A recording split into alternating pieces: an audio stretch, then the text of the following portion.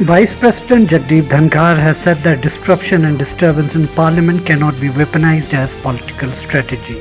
He was addressing the centenary year convocation of Jamia Millia Islamia at Vigyan Bhavan in New Delhi. The Supreme Court today suspended the survey being conducted by Archaeological Survey of India at Gyanfa Mosque in Varanasi for 2 days.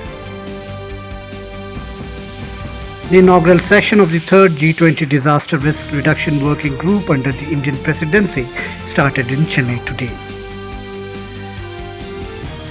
Parliamentary Affairs Minister Prahlad Joshi today accused the opposition of running away from the debate on the Manipur violence issue.